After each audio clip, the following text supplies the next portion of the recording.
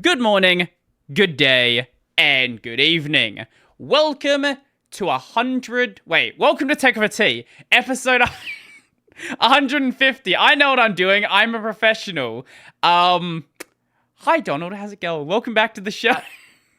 Hello, how everybody do? The the last time you were on, they didn't see it.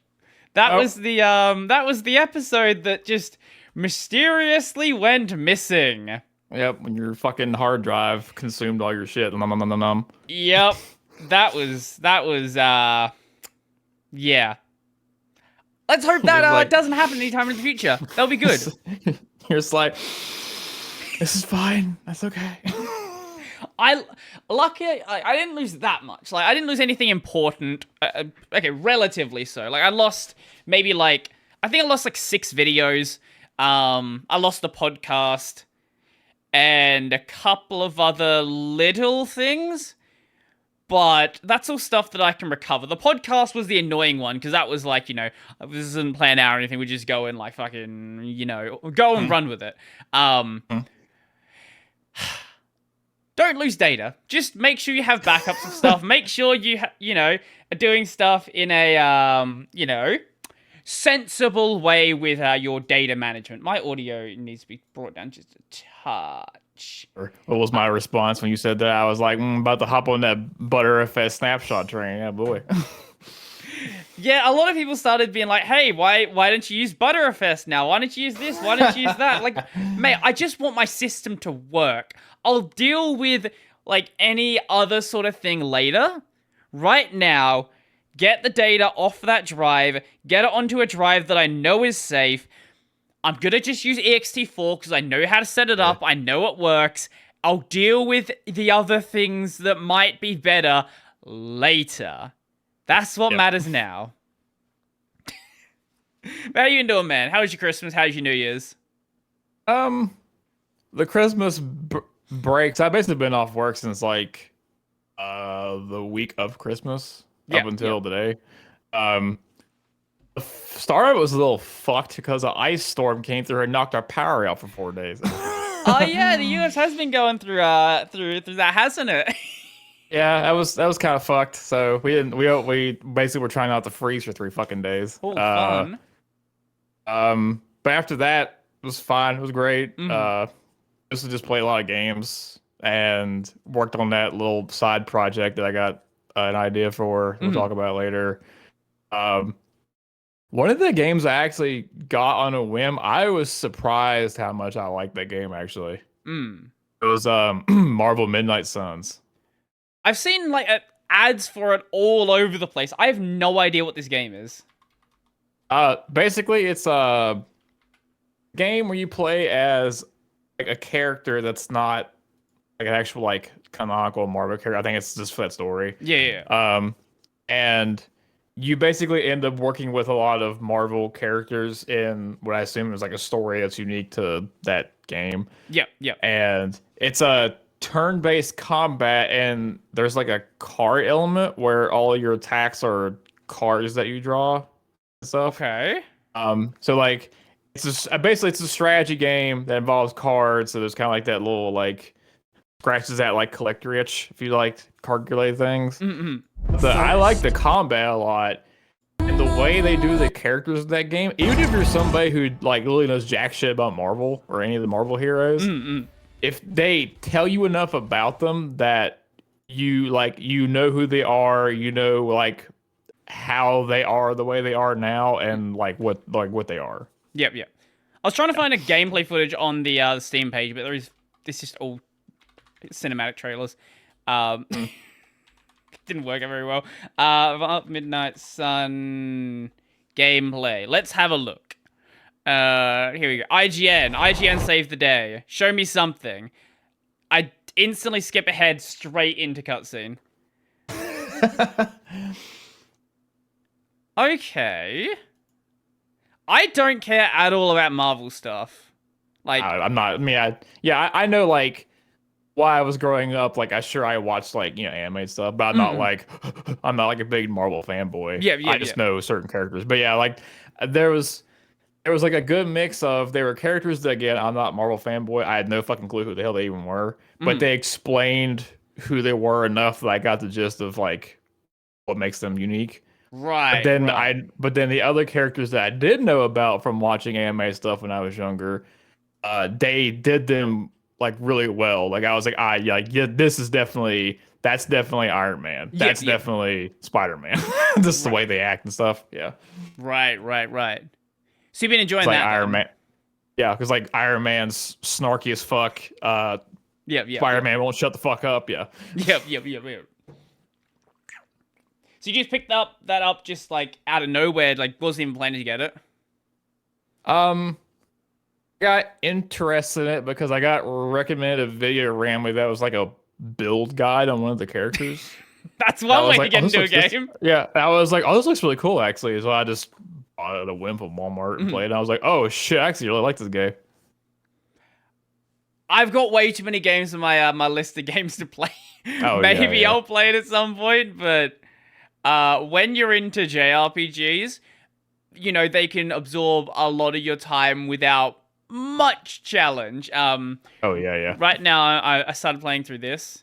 I don't know if you can see it on your side. Oh, it's an Atelier, dude. Yeah. I actually I played quite a few Atelier games actually. I've never It's, actually played through one myself. One of my mates, I think during high school, he was playing through Escher and Logi. Yeah, on yeah. PS3. I think the first one I ever played was also on PS3. It was damn, what the hell was it? It was this third entry because they're usually like a trilogy. Yeah. It was the last entry in that trilogy. I think it was Atelier Metodu. I think that's what it's called. Remember? Oh yeah. Okay. If it's the one I'm thinking of, that's one of the ones that has like a ridiculous painful time limit.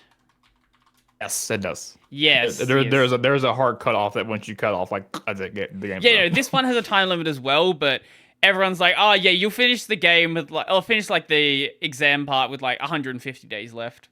Like, there's no worry at all. I hear this one, on the other hand, is a little bit stricter with its time. It probably is because I only played through it once, and I definitely did not finish everything in that playthrough. Yeah. I'll have to go back and play. Like, I've been really enjoying playing through Fuery. It's been very fun. Technically, this is the second game in its trilogy. Adler Sophie is the first one. Yeah, and this the game actually starts off. I don't know if any of the other games do this, but this game starts off with the main character of this one being trained by the main character of the previous one. So I think that's a pretty reoccurring theme, yeah. But yeah, I it's been a long time since I've played a turn-based JRPG. That's the one thing that's just caught my attention straight away. Yeah, that's true. Because a lot of modern RPGs are just real time now. Even like, you know, even Final Fantasy at this point is just all real time. And you know, I'm excited for 16, but I would like a proper long turn-based JRPG again. That would be lovely. I get why there's the appeal for real-time stuff. It seems like that's just, for a lot of people, that's just more exciting. Some people find turn-based stuff kind of boring, but I don't know. There's always a part of me that kind of wants it to come back. Oh yeah, that's why I still go back and play older stuff. Like my favorite RPG is still probably Chrono Cross. That was on PS1. Yeah. I still go back and play it. I've been meaning to play some of those games. Once again, it's another thing on my infinitely growing list of games that I need to play. And the problem also is there's a lot of games I want to stream as well. So it's like, do I play this in my spare time? Do I stream it? If I stream it, then I've got to find some slot to put it in, and I don't stream that much, so like, what? Like Elden Ring, for example. I really want to play Elden Ring. Oh Jesus, yeah. I need to find some time to actually do it. Like, the problem with that compared to, like, you know, the mainline Souls games is it's fucking too long. Yeah, it's super long. Holy shit. Like, that seems to be, like, I've seen some people make complaints that really like Elden Ring, and the fact that it's so long is usually their biggest complaint. Yeah, like, I saw a very interesting video kind of talking about, like, but there was someone basically going, like, why I'm not going to replay through Elden Ring. And it was because, feel like I've seen the same it video. may have been. It was him basically saying, like, you know, oh, you know, even though Elden Ring, just as much, if not maybe even more so, has more variation with what you can do. Yeah. Because it's so long, you, even if you really enjoy it, it kind of burns you out from wanting to do it. Yeah, yeah. Because the other ones, you know, Bloodborne, Souls 1, I don't know about 2, 3, you can, you know, realistically probably play through them in like a day or two, depending on like how good especially you are, if you have a good understanding of how the game works at that point. Yeah. But like, you can do that in Elden Ring, but like, you literally blow through like 90% of the game if you do it that way. You know, you can like, if this is the same video, this person was talking a lot about PvP as well, where they would spin up PvP characters at different stages of the game, but because it's just so long, they just can't justify, and they just don't find it fun getting to those points with, you know, whatever build they want to get to. Whereas with, you know, Dark Souls 1, you could, even if you want to just get to like the end of the game, like it doesn't take that long. I think the other thing he was complaining about is that I didn't actually realize this till he pointed it out, is that Elden Ring doesn't have those like faction stuff that you can do in the other ones. Like where you like put on a thing and you're like part of like a group or a faction, which can prompt PvP things to happen. That's not in Elden Ring at all. Oh, okay. Yeah, it's just not there. Once again, I do need to really play. I want to also go back and finish DS3 first though, because I think I got well into the game, but I was playing it at a time where I think I was playing it when I was still at uni actually, and I got busy with classes and just couldn't keep up the game. So I might as well just go back to the start and just play it again or whatever. Same with things like, I've not even touched Sekiro before. That's another game I definitely need to play. I've never played that either. There's too many good games to play. This is the problem. I know, man.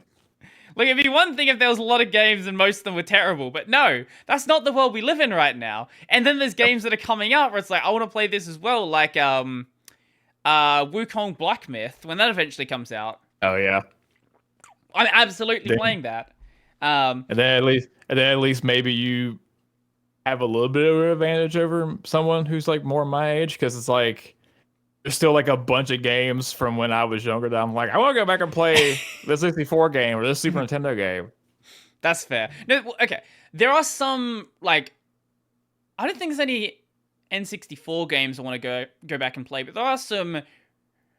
Maybe it's just as like a joke game, but there are some PS1 games I want to go back and play. Like, I want to go back and play the first Harry Potter game, just because I know how dumb it is. Yeah, I know what you're talking about. What do you mean there's no 64 games you want to play? What the fuck? Nothing that like comes to mind, at least. I'm sure that, like, if you gave me a list of things, like, there's probably some RPGs back then that I'd want to play. But any of like the major ones would have been re-released on something else by this point. There actually was. I don't think there actually was a lot of like RPGs on the Okay, well, take back what I said then. Like a lot of the really good games that were in 64 are kind of more like platformers. That's fair. Okay. Like Banjo-Kazooie and stuff like that. Yeah. No, that's totally fair. There's probably at least a Dragon Quest game back then that I want to play as well, though. At least one. The only RPG I know of off the top of my head that's on there that's not a very good game is called Quest 64. Quest 64. Yeah, I remember playing through that whole game, but holy shit, it's so grindy. Oh, I see the cover art. That just looks like an N64. Yep, that's definitely an N64 game. Yeah, boy. There's something charming about N64 3D. Like, it's so Oh, yeah. bad, but it's bad in like a... It's bad in a way that you can appreciate, a way you like have nostalgia for. Oh, yeah. It's not like... I think PS1 in some ways did that as well. But there's also just a lot of stuff. There's definitely a lot of stuff in both the generations that were not good. Were not good 3D wise. But, you know, there is something charming about that old early 3D style. Like, basically what you're comparing is even if like obviously it's dated because it's a 64 game. Yeah. Like there are games that despite being dated, they're still fun to play. They're still just good games. It's not just that they're fun to play. I think the art style holds up. Like, I think obviously the Mario games do this super well. Like, there's not a single Mario game in history where you're like, this looks bad. Like, Nintendo's always very, very aware of what their hardware is capable of and how they can adapt the Mario art style to work on that system. It's true. It's like when I think of like games that still play well, even though they look, dated. We're thinking of like, Ocarina of Time, Paper Mario, Blast Corps. I was not a Nintendo kid. I was not a Nintendo kid. I need to play. I've not played. I've not played Ocarina of Time. I've not played a Zelda game. But somebody that listens to this, buy him a fucking used 64 and send it to his ass. No, don't buy me a used 64. Holy shit! Do you know how expensive N64s are and N64 games are at this point? Yeah, I bought one. Yeah, fucking. Man, I don't know what's going on in the the retro game market. Like, I saw this, this got me so depressed. I saw this YouTube short of someone they went to GameStop and they're like, oh, I found a copy of Pokemon Black 2. It was a great deal. $70. That's more than the game retailed for. And it's a DS game. Well, like, here's the shit. So I started, like, trying to recollect old games because I don't have any of my old ones anymore. And depending on which ones you're trying to get, at least over here in the US, like, let's see, I think, like, the average price I was paying for certain games was, like, $40-50. Yeah. These are, to keep in mind, this is 64 games. This shit's, like, what, 2 decades old or some shit, whatever the hell? Yeah. But the other thing that's shitty is, like, there are certain games that they're a little harder to find, and annoyingly, 2 of the games I actually really want to get to play are in this category. One of them is usually like $90. The other one was more like $200. Oh god, that's like, look, if people are gonna buy it, I don't. Look, if you want to sell it for that and people are gonna buy it, whatever. But like, what? See, like, N64 is probably the only console I would make this exception for and actually buy the games. And there's one reason why. It's because emulating them sucks. Is it? I didn't know that. Yeah, I've tried that. I've emulated stuff from like, Atari up to like PSP, basically. Yeah. For whatever reason, trying to emulate certain N64 ROMs just does not work well at all. I've tried, I don't even fucking know how many different combinations of like emulators, plugins, whatever the hell. Some games just don't emulate well at all. They just don't. And you almost kind of have to have the actual part to play it in some way that's playable at all. But then there are other ones that they emulate fine. And I don't think I tried to emulate too many PS1, PS2 games, but I never had a problem with those. PS2 games emulate near perfectly from my experience. Like, I don't know. And the shitty part is those 2 games I told you that I want to play, but they're expensive. Those don't emulate well. Right. One is Ogre Battle 64. And depending on what plugins I use, I either had fucking 5 FPS or the like static like background that is shown during like the combat is. Have you told me gone, about this game before? It was in my search history. Maybe. Very possibly. Yeah. And the other one is Mystical Ninja Star and Goemon. That one, say? Depending on where you're looking at, has like 5 to 20 FPS. There's no getting 30 FPS in that emulator. Starring Goemon. Okay, sure. I gave us hella fun. It looks cool. I have no idea what it's about, but it looks cool. Yeah, you'd have to. That's one of those you have to play it to understand it. The retro market that really baffles me is the PS Vita retro market. Because the Vita it didn't sell very well. So the Vita games that do exist that people do want to get are all just stupidly expensive. Like, Is Memories of Celceta, which is a really good game that you can buy on PC right now, and it runs perfectly for like $10. The Vita version, which is a worse version of the game, $90, just normally. It's like, why?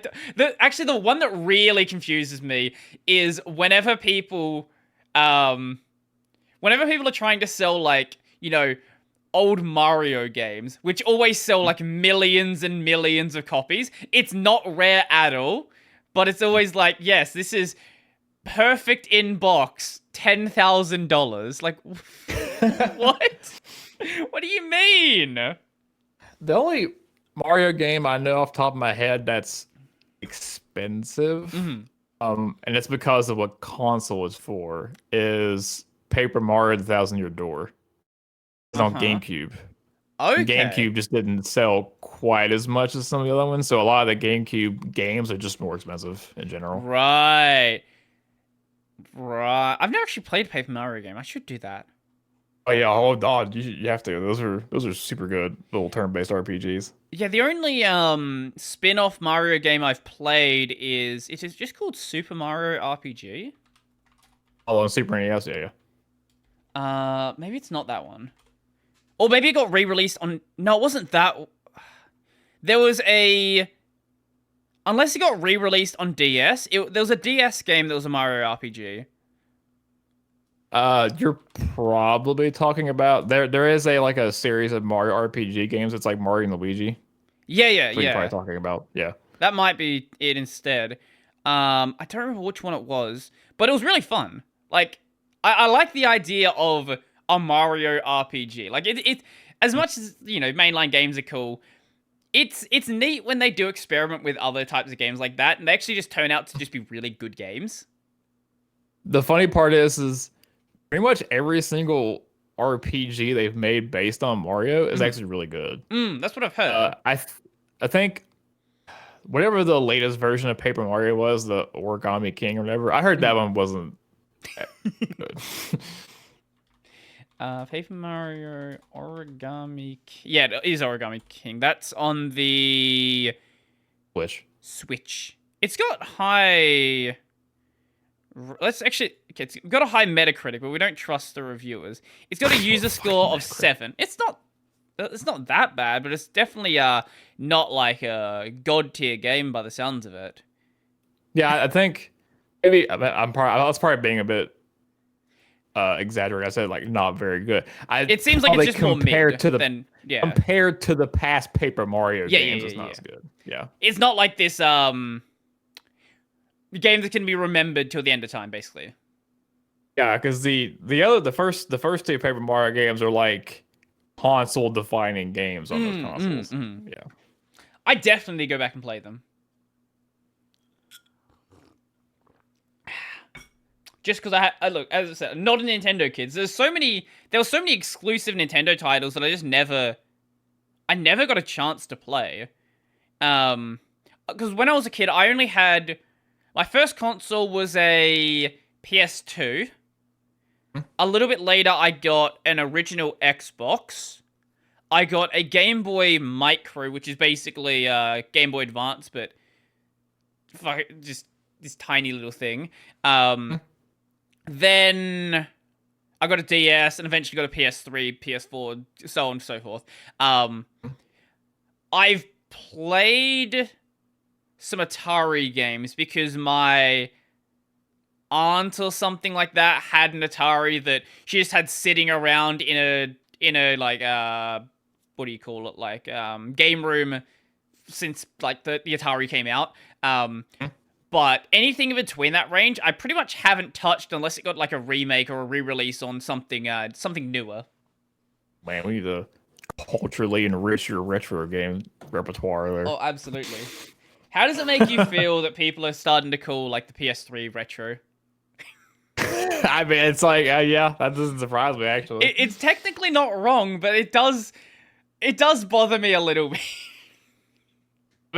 Maybe it doesn't bother me, because I mean, most of the shit I grew up with has been retro for a long time anyway. Sure. Because like, first console that I had was NES. Originally Okay. NES. And that was a second hand from my uncle, who apparently, who's funny enough, he's been playing games for a long time. Because he still has tons of shit. He has from Atari 2600 all the way up to a Switch. Like, he has like all kinds of stuff in between, from Nintendo and Microsoft and PlayStation. I wish I didn't get rid of my older consoles. I think I gave the PS2 to my sister, and then she got rid of it at some point. Same with my PS3. But thinking back on the games I had, some of them now, like, some of them still worthless. Like, the Jak and Daxter games, surprisingly, aren't actually worth much. But I definitely had some random things in there that just have value for no reason. I can't remember if I feel like I remember I told you this at some point, but I can't remember. Possibly. The only time I had almost had the opportunity to get a game that I found out later was expensive was... actually, I'm pretty sure I told you this before. There's a N64 port of StarCraft. Of course. Yeah, and Of course there is. I used to rent it from this one video rental store and play it. I had no idea what StarCraft was. It was an RTS game. I liked it. It was fun. Well, the video store went out of business and they liquidated their stock. And I wanted to go get that game because I liked it so much. Yeah. Well, by the time I finally got, a family member to drive me over there, somebody already got it. I was like, damn, that sucks. And then I think at an anime convention, years ago, somebody that sold retro games at a stall had that there, and it was fucking price marked at like $300. I was like, is that seriously that much money? He's like, yeah, man, that's actually really hard to find. I was like, fuck. Oh, that's so rough. Yeah. I remember when there was a rental store that went out of business across the road from one of my old places. And they were like doing, liquidation sale. But the problem is, it wasn't much of a sale. They were selling games at like ridiculous prices. I think they were selling a copy of Demon Souls, which I could get like I think I could go to like just a regular game store, get it cheaper, and they were selling it for like $30. It's like, guys, is like, what are you doing? What is this? This is not a new game. Also, it's been used as fuck. I don't know who the hell's touched that thing. I ain't paying $30 for it. Yeah, definitely not. I do miss like game rental. Like, that was I do too. There are so many games that I tried out that I never would have tried, because I didn't really get that many games. Like, I would have maybe like 2 or 3 games a year. So going to those rental stores, getting something for a couple of dollars, trying it out for, a couple of days. That's how I tried out Prince of Persia: Sands of Time. I would have never bought that game otherwise. It's a really good game. There's a bunch of other random things that I don't even remember the names of at this point. I wish I knew what this was called. But there's this game where like you run around as a knight killing things, and then when you die, you turn into like the Grim Reaper or something. I don't know what the hell it was called, and I've never been able to find it again. Where was a knight? It was a PS2 game. If that makes it any easier. Game? Probably doesn't.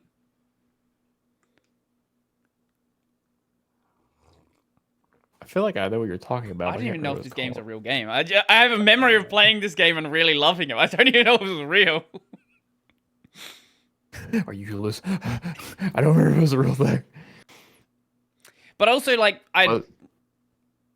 yes. Was it called Was it called Maximo? How do you spell that? Maximo. Wait, if this is actually the game. Wait, don't show me some random IBM software. Maximo. You said at night. That's like the first game that popped in my head. That's PS2. Where you walk around at night killing stuff. I don't know about the Grim Reaper part, but I remember that you would play as a knight. Yeah. I think this is like loosely based off like Ghosts and Goblins or something like that. I don't know if this is the game, but also like my memory is so. I've just got this idea of the game in my head, but it's like extremely what is it? Rose tinted goggles. So anything you show me is probably not going to line up exactly with what I remember. This possibly is it, but I'm not certain. I should play like the first 5 minutes of it and see if it rings a bell. Wait, no, actually, maybe if Maximo loses all his lives, he can continue by giving death coins to the Grim Reaper. Maybe it's this. Which isn't exactly what you said, but it sounds similar. Yeah, but as I played it when I was like 10, so. I just remember these two aspects of the game. I don't remember much else about it. You'll like look up a YouTube video of somebody playing, you're gonna be like, oh, that's it. Actually, there's a game that I completely forgot existed, but then I just wrote the description into Google and I found it straight away. If you type in PS2 platformer Electric Lizard, you'll find it straight away. The game called Scalar. It's in those days of mascot platformers. So this is the dumbest plot like known to man. Prior to the start of the game, lizard-loving animal activist Bobby Scalar Jenkins discovers that 5 extra-dimensional humanoid reptilian creatures, the leader, Luger, and his henchman, Jazz, Rhombus, Bootcamp, and Turbine, have disguised themselves as human and intend to conquer the multiverse. Luger and his subordinates discover that Scalar knows their plot and kidnap him. The game opens with Bootcamp interrogating Scalar by electrocuting him during the torture. Bootcamp, frustrated by Scalar's taunts, accidentally opens an extra-dimensional portal, transforming Scalar into a blue-skinned reptilian humanoid and releasing him from his restraints. Yeah, that definitely sounds like the plot of a mid-late 2000s game. Yep. It's basically you run around the lizard world collecting eggs, collecting coins, doing missions for people. Basically, it's a PS2 mascot platformer. Like, it's just PS2 mascot platformer, just the definition, basically.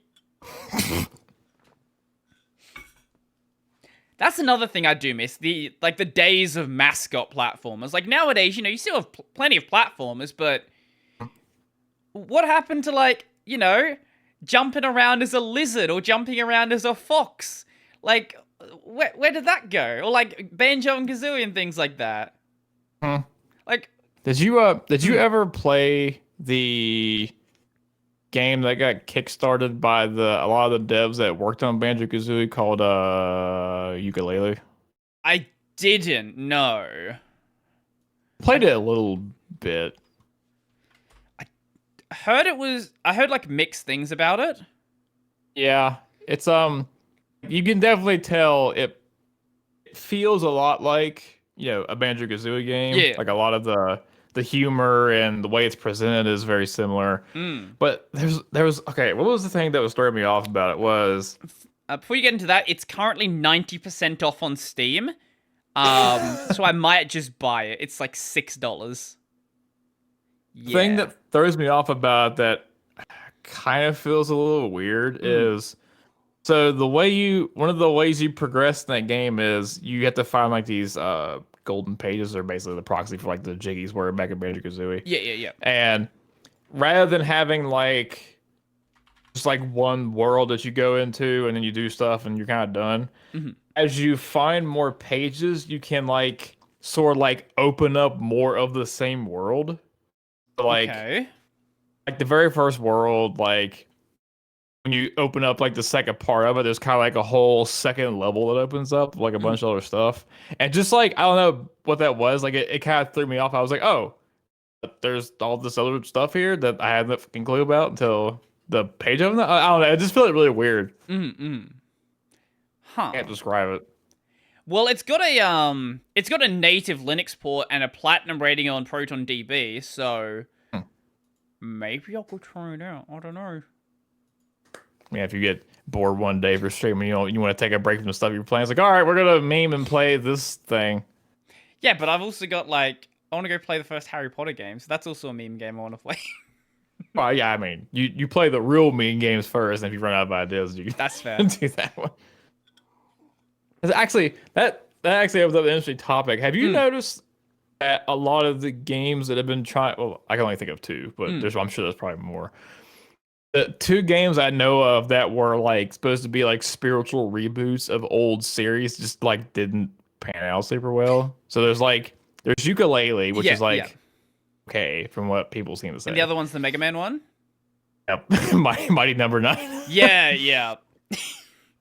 I think the problem is that people have this idea. It's definitely a lot of rose-tinted goggles stuff. Like, people have this idea in their head of what the series was, what they want from the series, and basically no matter what the developers do, even if they make a great game, and I'm looking at it right now, Ukulele has, on Steam, mostly positive and recent reviews very positive. So people, like, they like the game, but no matter how good the game ends up being, it's never going to be what the hardcore fans have in their mind of what it could be. Sure. There might be something else to it as well, unless, but I think that's definitely a big part of it. And when a lot of these games also, they come through Kickstarter and things like that, so people know about them years and years in advance, and they get hyped and hyped and hyped, and pretty much the only game I know of that's gone through that much hype and actually come out on the other side looking better is Elden Ring. Like that game got hyped to oblivion, and then it came out and people were like, this is better than the hype. Yeah. The only game I know, I think I might know like what part of the issue is when they try to sort of like do these like spiritual reboots of series. Like, of course, they don't want to just make like literally the same game with different coat of paint. They want to try to make it like something a little different and innovative about it. And like they'll do it, and I feel like maybe part of the problem is like maybe they don't do quite enough. It's like it's still like, oh, this is basically still just Mega Man with like an extra mechanic or two. So like the only game I know of off the top of my head that's like a Mega Man inspired game that does really well because it's pretty different is there's a Mega Man style roguelike called 30XX. Yeah, I'm very aware of this game. Ranson talks about it a lot. He's like, hey, I'm playing this game all the time. Like, okay, maybe I'll try it out at some point. I haven't played 30XX much, but I played the first one, 20XX, quite a bit. I hear this is very good. Maybe I'll play it at some point. But fucking soundtrack is banging, if nothing else. Okay, I'll definitely have a listen to that then. I think the other thing is a lot of people don't. They like the idea of a spiritual successor, but what they really want is just more of the game. Like, you can see this especially with things that weren't spiritual successes. They were just the same game, like the remake of Spyro and Crash. Like, it's literally just the same game, and they are really popular and people love them. And the Crash one led to a sequel being made. I don't. Yeah, I think all of these things definitely have a big, definitely a big factor. I don't think you can like pin it down to just one thing. Like this is why they don't seem to do that well. But all of these definitely, at least from what I've seen, seem like they are big factors. At least, maybe you disagree, but It might just be it's kind of like you can't do like an in between very well because if you just do like a little bit different, then it's like, well, you might as well just made the whole game. Yeah. But then if you make something really different, oh, okay, now this is actually like a cool spin on it, right? It seems like sort of going off both what you said and what I said. The ones that do well are either again, literally just, hey, it's the same thing you wanted, ta-da, here you go. Or it's something like very different, but you can tell it's very heavily derived from some kind of source material that you like. Again, so your example would be the Crash Bandicoot and the Spyro one. Yeah. My example would be 30XX. Which, okay, with the I just want to be clear. I know a lot of people like the Spyro remake, but it's fucking awful. It's a buggy mess. Like, I've broken that game in half without even trying. I've not played Crash yet. From my understanding, Crash isn't that buggy. But the Spyro remake is really bad. Really, really bad. Just the fact that, okay, among other things, there is a bug, I want to say in Spyro 2. The game allows you to set the frame rate lock.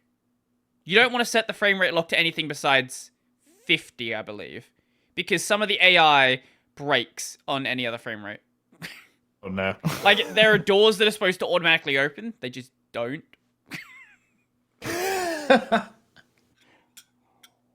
What is I don't know shit about game programming, but isn't that there's some issue where like a lot of things are like tied to the frame rate? Not the fucking AI. Physics is sometimes tied to the frame rate. I don't know why your AI is tied to the frame rate. Like, I'm sure there's a reason for it, but I don't know the reason. There's a lot of racing, especially a lot of older racing games where their speed is directly tied, like the physics engine is directly tied to the frame rate, so if you raise the frame rate, the game goes faster, and the cars go faster. There's a lot of games like Dark Souls, I want to say 1?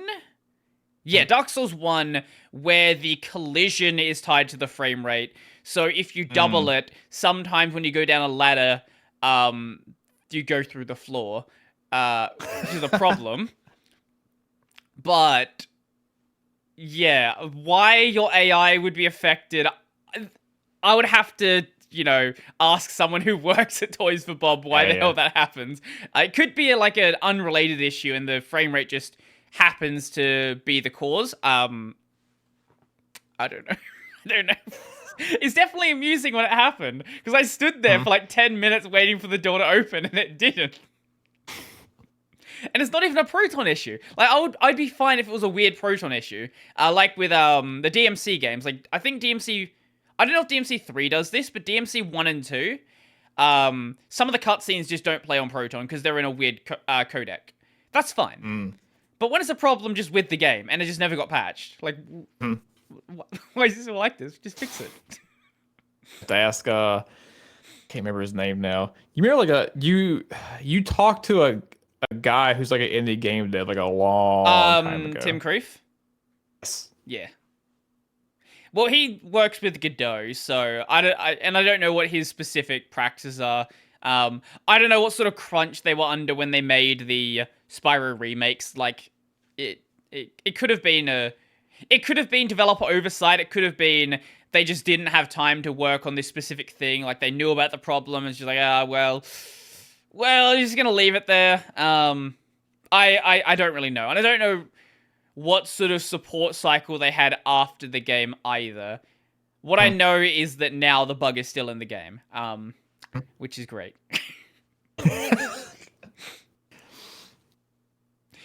But, it is what it is. Games are fun. I love games. Games are great, especially when they don't work. Like the new Pokemon games. I actually saw some amusing copium about that. So there are some people going around saying the games are not as buggy as they actually are. A lot of the bugs that people are seeing are emulation bugs. Which I wouldn't be surprised if some of the graphical bugs are emulation bugs. Like, I'll give you that.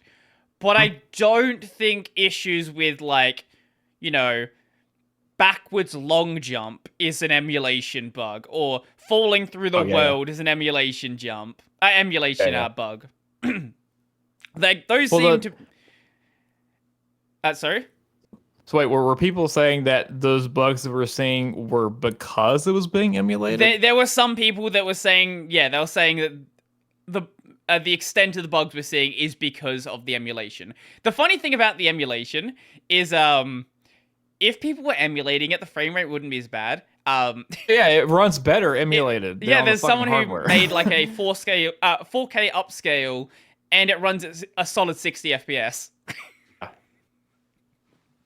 It's such a mess. I love it. I was like, because like when you said, I was like, wait, it runs better on emulation. What the fuck are they talking about? I love that the Switch is the first console where, like, first home console. DS was kind of like this as well. First home console where it emulates better during the generation. Like, usually we have to wait a little bit. Like, you know, nowadays you can go do 4K upscale DS games or 4K upscale PS2. But, like, PS3 games, obviously PS3 is a weird architecture. Like, 360, a lot more sensible architecture. Even that's just now getting to the point where it's surpassing what the 360 was. And, like, the PS4 and Xbox One, even though they're basically PCs at this point, they are still really difficult to emulate. But then the Switch is so underpowered, like, it was out of date when it came out, that you can already emulate it on, like, mid-tier GPUs. I kind of want to try that at some point, but I'll worry about that later. The only issue with Switch stuff right now is, unlike older consoles, it's a bit harder to get your hands on the firmware, get your hands on ROM dumps, things like that. Oh, true, yeah. But that'll happen, like, over time. Yeah. Actually, surprisingly, when I played through the new Pokemon game, I almost had none of the bugs happen that a lot of people were showing on Twitter and shit. Yeah, I think only bug that I saw happen was sometimes when you like throw out the Pokemon to fight, it just fell to the floor. I think it happened like once. Yeah. Other than just the shit frame rate. I mean, that's still obviously not going to be a thing. But other than that, I didn't really have any other bugs happen. I love how many of the bugs are just great for, like, speedrunners. Like the backwards long jump to get up any hill. Being able to throw a Pokeball at a Pokemon over a ledge and just teleport across the ledge. Just dumb things like that. I don't know what the speedrun's like at this point for Scarlet and Violet. Let's go check. I don't know if there's any official categories yet. Pokemon Scarlet. I can't spell. Violet speedrun. Is there? I never watched the speedrun. The only thing I know about, I guess, what I assume would probably be used for a speedrun is I've seen people figure out a way to get out of the starting area without picking a Pokemon. Yeah, I saw that as well. Definitely saw that as well. So for the any % run, it is 5 hours right now, which I guarantee it's an any %. It's gonna get much faster than that. Oh yeah. Wait, turbo used? Wait, are people using turbo controllers? Are we going back to the fucking PS2? Yeah, boy. Oh, I love it. That is awesome. Turbo. What the hell last time I had a fucking turbo controller? It's probably Super Nintendo was the last time I had a turbo controller. I had a turbo button on a PS2 control. I I don't know if I ever used it. I didn't know what the button did. Yeah, I think I had one for Super Nintendo. I don't know if I ever used it much. So I was one of these weird people that I almost figured out a way to press the buttons almost just as fucking fast as the turbo button would let you do. Were you one of the people that had a shitty third-party controller that you would let other people use, that you would get like the good controller or the main, like the first-party one, and then anyone else would get this shit one that you just have sitting around?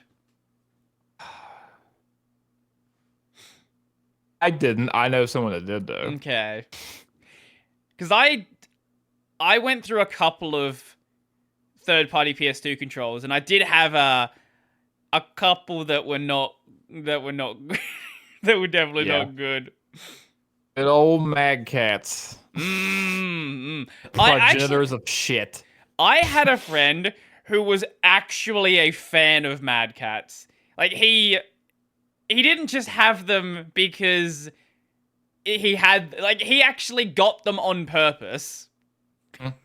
Well, like that saying, one man's trash is the man's treasure, I suppose.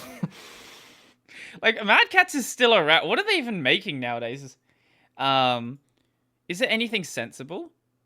That is... That's a ridiculous looking mouse, but it looks better.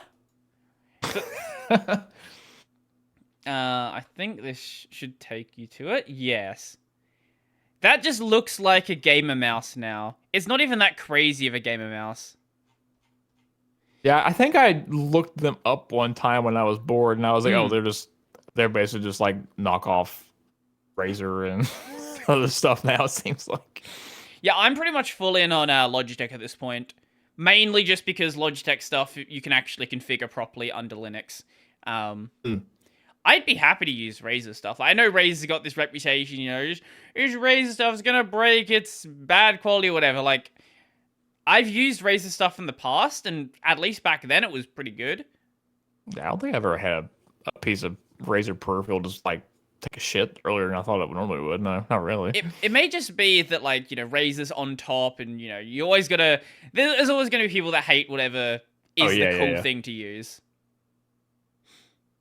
Some of those things do deserve it. I just remembered what the last, like, Mad Cats thing I ever had was, and I actually broke it in rage. It was a fucking Mad Catz dance pad for Xbox 360. Wait, why did you have a dance pad? What were you using it for? EDR. Oh, okay. Yeah. It just wouldn't pick up when you fucking stepped on it half the fucking time. And I literally, what did I do? I unplugged it, picked it up, smashed the like plastic part that connected to the pad, and then I think I ripped the pad up. Oh my god! Because it was such a piece of fucking shit. I took DDR really fucking seriously at one point, and that shit made me super mad. I never actually, I've played like DDR once or twice in an arcade, but I've never actually gotten into DDR. Oh, I had to tell you about the game that actually got me like super interested in DDR. Oh no.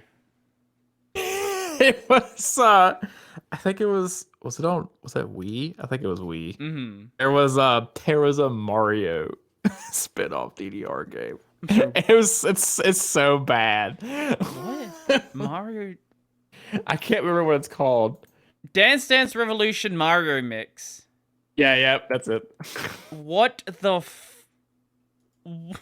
so bad, but just playing that game like sort of got me into like playing those kinds of like dance pad games that I got like I think the first like DDR game that's not that fucking crap that I just told you about that I actually got was Dance Dance Revolution Supernova on PS2. I'm just watching Mario do this really janky dance right now. Yep. What is this?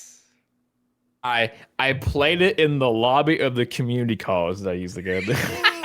Oh, that's awesome. Oh, what a stupid game. Yeah. Now, that's one of those we don't talk about that game. I didn't really get super into rhythm games, but I I was a big fan of Guitar Hero. I didn't own a Guitar Hero controller myself, just because, you know, they were expensive and all that. But I did have some cousins that had Guitar Hero controllers, and anytime I'd go to their place, absolutely play it. Very big fan of Guitar Hero. I had Guitar Hero 2, 3, Rock Band 1, and DJ Hero 1 and 2. Give me 1 second. Oh, okay, that's fine. Just someone had a vacuum or something on that I could hear. Oh. I sadly did have SingStar. That was not great. I don't think I remember that. You remember SingStar? Sings. See the cover, I might recognize it. It's basically the singing aspect of those, like, Oh, yeah, those okay, music games, which,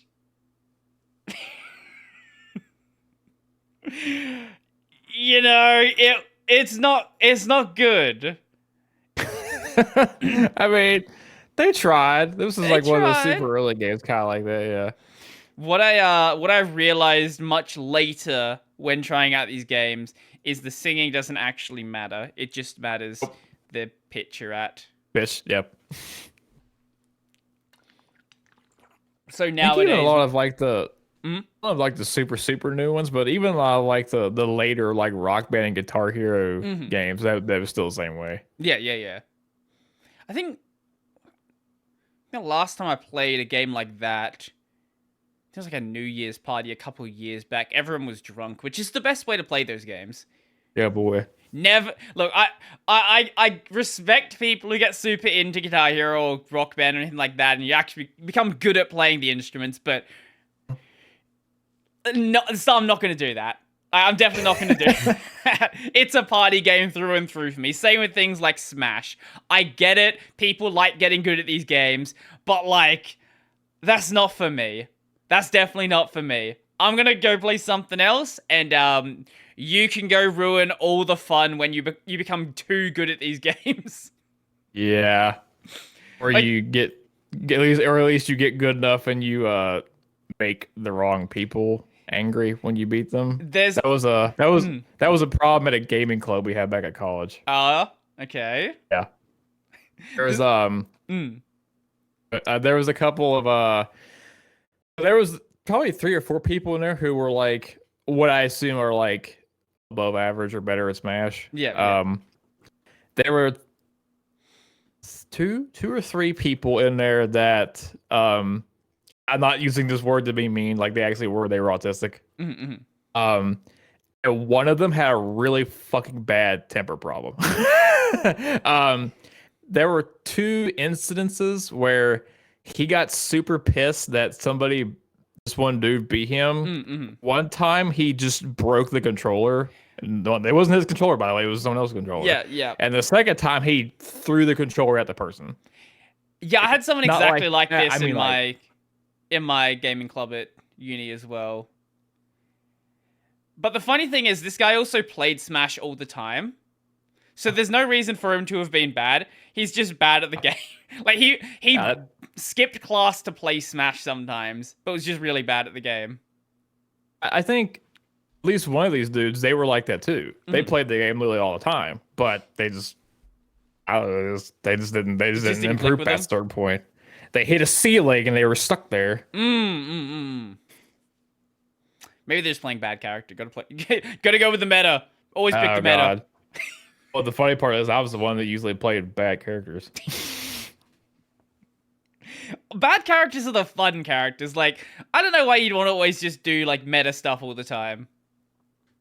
But yeah, because like I didn't care that he wasn't. At least I don't think he was that good. As soon as I saw when they were showing like previews of the Wii Smash, or I think that was what it was. Brawl. Maybe it was like that they had Mega Man in it. I was like, there's no way I'm not playing Mega Man in that game. Like, what do I usually play when I play Smash? I don't know. I usually just pick someone with a sword. Like swords are cool. There's a lot of fucking characters like Yes. that now. Jesus Christ. Look, I think when I played, actually, to be fair, when I say ignore the meta, play fun, I played, I believe I played Meta Knight a lot of the time in Brawl, and Meta Knight, if I recall, was one of the upper tier characters. It was, from what I remember, yeah.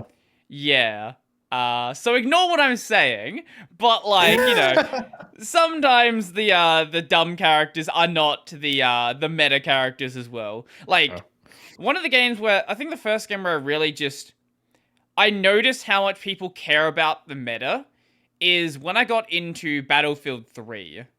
Because at the start, everyone was playing different weapons, things like that. And then when I got towards the end of the game's life cycle, M16A3. Nothing but M16s. It's like, okay, this... Like, guys, there's all of these other fun weapons. Like, grab the FAMAS. It's got, like, 1,100... what is it? It flies, like, 1,100 rounds per minute or something stupid. It's like, you unload your entire mag in a second. Like, this is a dumb weapon. Just use it. What was the first game that I played that had a meta that I guess made me figure out what the fuck a meta even was? I'm pretty sure it was World of Warcraft. Ah, yeah. I was positive it was World of Warcraft. Yep. When people yell at you because your damage was too low on the meters. Well, it wasn't even just that. Like, there were literally... Back in, like, vanilla WoW, there were literally builds that just, like... They just shit. Like, yep, that's fair. Even though we had, like, a token... We had a token Ret Paladin. But, like, Ret Paladins were fucking garbage in actual progression and rating. That's what I kind of like about playing 14. There is very, like... People will be like, you know, there's no clear better job, you know, if you look at the damage meters, there's very clearly a better job. There's a big fucking stink about it for a while there too. Yeah, there's a, you know, if you go on the forums every so often and be like, why does Square Enix hate machinists so much? That's a good fucking question, actually. Or, you know, why does every single patch Gunbreaker get a buff? Gunbreaker does not need a fucking buff. This job does too much. It's basically a DPS that has tank defense. I ain't gonna say shit, 'cause that's the only tank I play anyway. I love Gunbreaker. It's a lot of fun. But like, unless you get into doing ultimates and stuff, most people just don't care. As long as everything gets done. Honestly, the thing that matters more in 14 is when you have a bad healer and a bad tank that are just taking it way too slow. Like doing dungeons and stuff when you have a tank that's so afraid to do more than a single pull. It's like, can you stop? Especially in modern dungeons where they're designed to, like, so you can't, like, pull the entire dungeon. Yep. I'm going through Shadowbringers right now, and, like, there's a lot of dungeons where they just hard cap how far you can progress. Like, you can't, you cannot be overwhelmed. Pretty much every single dungeon in at least Shadowbringers is basically made where there's like a section where you can pull like 2 or 3 packs, and then you literally run into a wall and you can't go until you kill all the packs. Yeah. It's always funny when I was maining healer for a while, so it's very funny when I'm playing tank now, and I have a healer complain to me that they physically are not able to get the healing numbers out. Like, mate, don't talk to me right now. Do not pretend. Like they can't keep up. Is that what they're like, oh, I can't heal enough to keep you alive. It's like, oh, bullshit. Do not talk to me like that. And then a lot of the time I look at their gear and it's like they actually can't keep up because they're geared like 100 eye level under. Oh, God. Well. Do you even be able to queue then? It's not maybe not 100 eye level. Like they'll have very clear, like they'll be at like min eye level. Oh yeah, I mean sure, but even then, like sure. Just use your fucking out GCDs. What the fuck is that? Yeah, stop pressing your damage buttons as much. Just heal. You'll be fine. There are Or cases with like or just be white mage and just roll your face over the holy key. Never mind. just fucking play a scholar and you just don't heal. Just let your fairy do it. I love scholars so much fun. I just don't have to play the job. Literally up until like level 70, you don't have to press a heal button. Your fairy just does enough heal. Yeah. It's such a broken heal. I see why people like it for dungeon progression. Like it makes sense. But I get it if like you get a bit overwhelmed playing a sage, for example. Like that, shield healers can be a little, and you don't have your shield healers are great when things are going well, but the second things stop going well, it can be a problem. But still, like, none of the healers struggle on content. If you're struggling with it, that's a skill issue. Yep. That's not, like, I'm sure there's issues with, like, higher tier content and, like, parsing and stuff like that. But, like, I don't think there's a single issue getting through any of the content, like, just getting through it with any of the jobs. No, there's not. Unless everyone is just bad. Like, that's your only problem. Just get good. I don't know. Apparently, I've been surprised at how skilled divisions some people have encountered are sometimes. Sorry, I didn't catch what you said. My audio just broke for a second. I said, I don't know. Apparently, I've been surprised a few times how skilled divisions some people can be in that game. Yeah, I'm just like, did you just not read your tooltips? Did you just not read what things do? I don't, huh? There's especially pugs can be a bit a bit of a problem sometimes. I think you're gonna run into that where like anywhere you go though. Like people are gonna be like, when you're just playing with random players, you're always going to run into like, those people who are way too into the game. And then on the other side, the most casual of casual players don't even bother to buy like gear that's at a good level. Don't bother to read any of the tooltips. Fucking click the icons in their bar. Don't even use like the number keys or like an MMO mouse. But that's the pain you get. Either way. I can't say anything about the clicking. I've always been like a hybrid, like hotkey clicker. Oh, are you? Kind of between. Well, the way I always played WoW, because I don't play 14 on keyboard. Yeah. Is anything that I had to use frequently, those were hotkeyed. If there were cooldowns, I clicked them. Right. Okay. That's how I played. That's fair. I just saw how many buttons there were. I was like, I'm just not even going to try to click these. I'm just going to use the number buttons. Now I have my, what is it, G600. All the buttons I need are on the mouse. We're good to go, pretty much. But, look, if you can... I've seen some people that click the hotbars and actually do it surprisingly well. The only issue is when you miss and then you take your target off.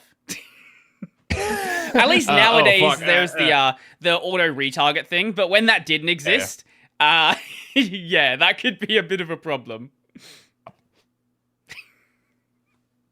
Have you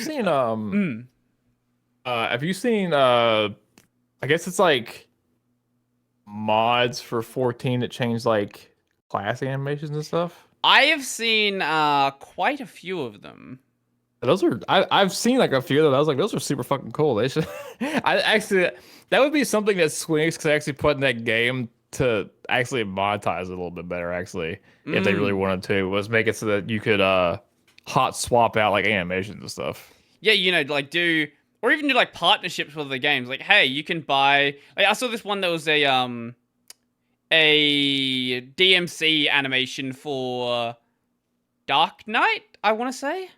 Yeah, it was a Dante animation set for Dark Knight, and there was a virtual animation set for Samurai.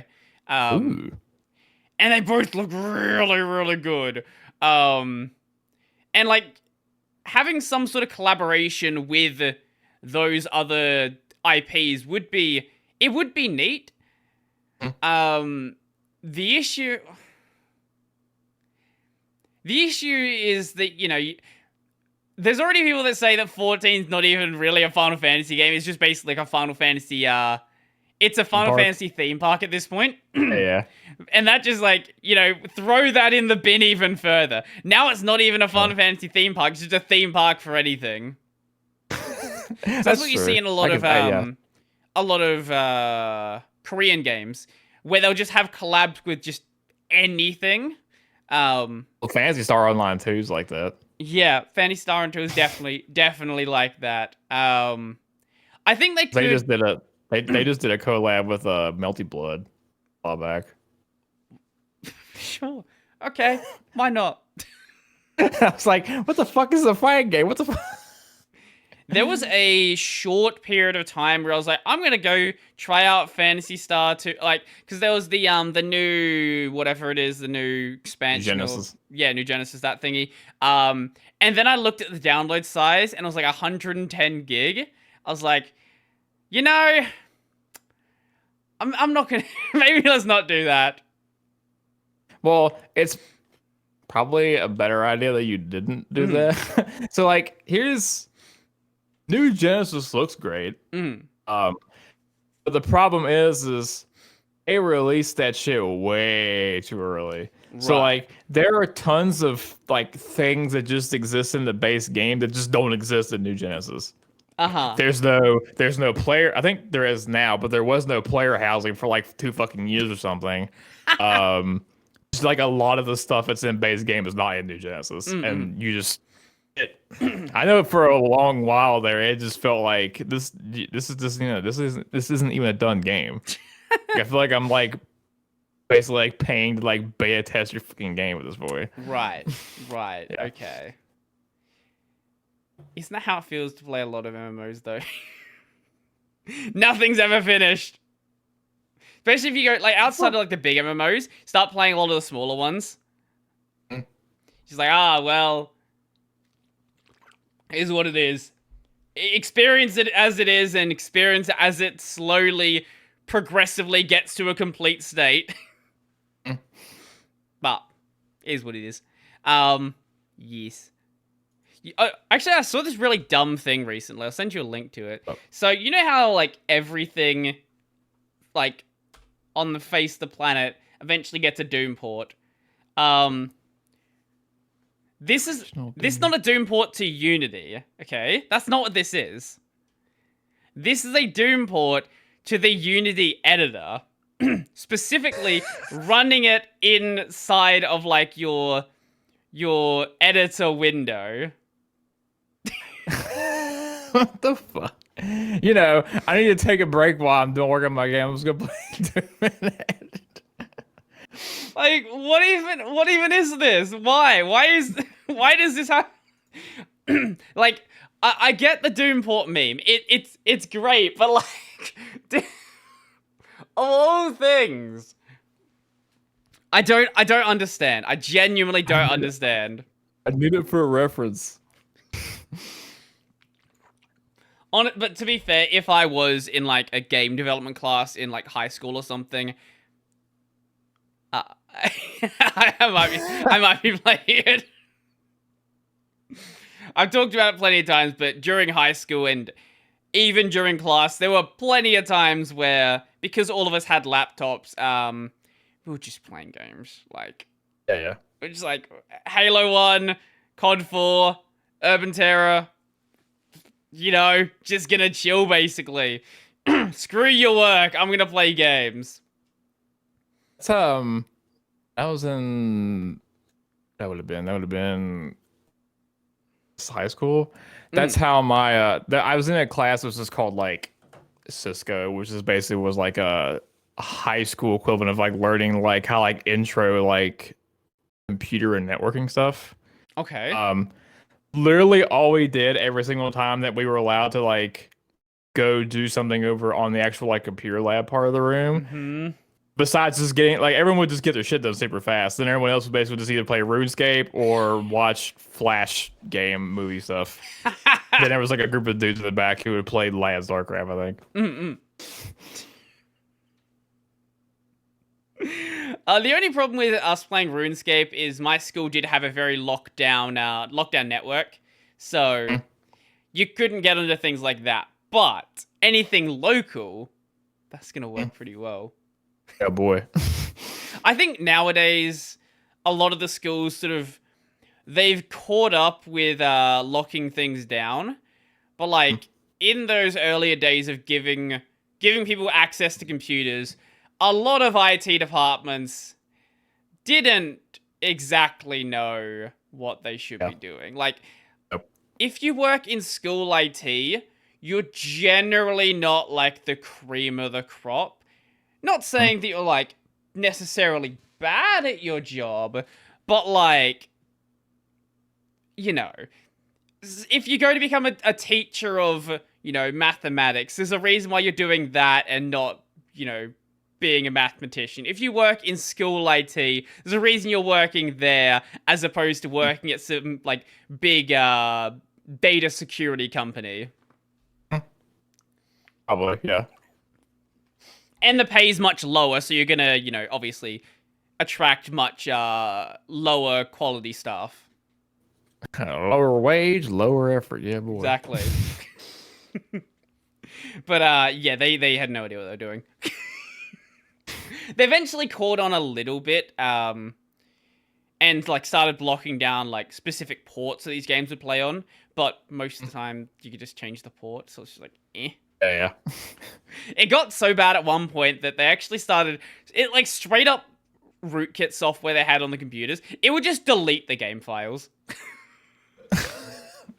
Like, even if it's on an external USB, if you plug that device in, it would just yeet the files off of it. Yeah. Which, I led to some people doing amusing things like naming their, like, assignment files a certain way. Just to make excuses for why they didn't have it. Oh, man. That was a fun time. I think the best part about that was actually a great example of how bad it was that when I first started going there, the admin password was just admin. Like, guys, what are you doing? Try, at least try, please. And then I think they changed it to like someone's birthday. It's just like, guys, what are you doing?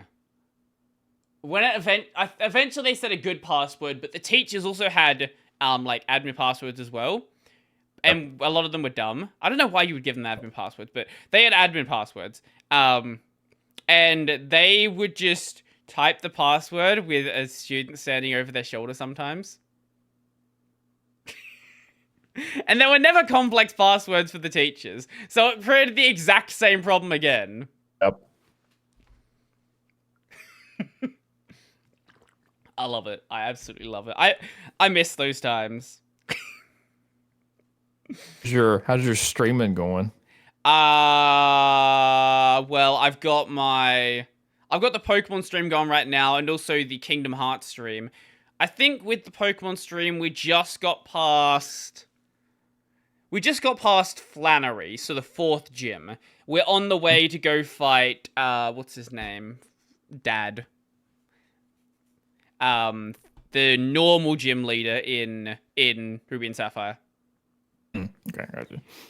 And I didn't realize, so we're doing level caps between each of the gyms, so we're not going above whatever.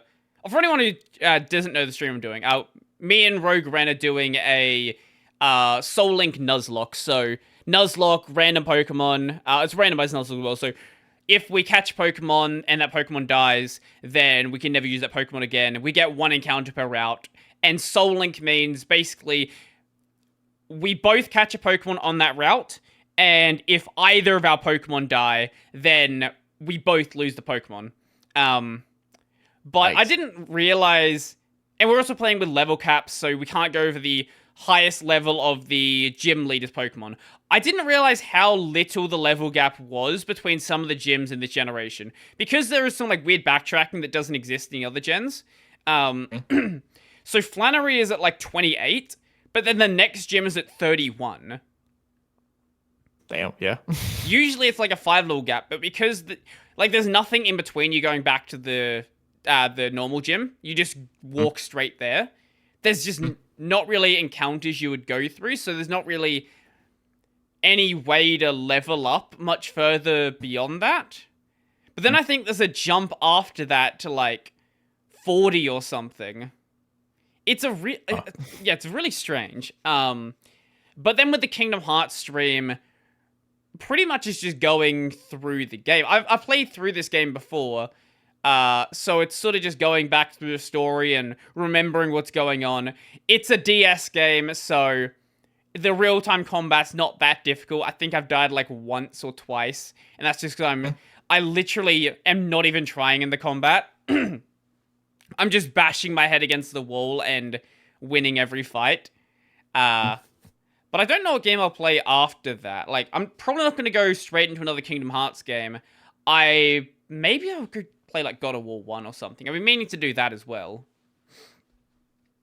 I was trying to think. I didn't watch it, but I seen when you were doing stuff with Ren, I was like, man, how do you think of something that me and Brody can play? I'm trying to think of something. I'm sure there's something. I'm sure there's something. I don't know. If you do come up with something, I'd be more than happy to play pretty much anything. Do you ever want to or have any interest in playing like, I guess, like very automation driven games like Satisfactory or something like that? I have no interest. I've played Mindustry, and my brain just melts when I play Mindustry. It's like, this is too big brain for me. I'd probably be fine playing it off stream, but I cannot focus on what's happening in that game. I'll have to go like watch an entire like guide to go and do so before I do anything like that. Because I don't really play RTS games firstly that much anyway, and then combine that with factory management as well. And then it's like super complex factory management. I've seen some of the ridiculous stuff that exists later in that game.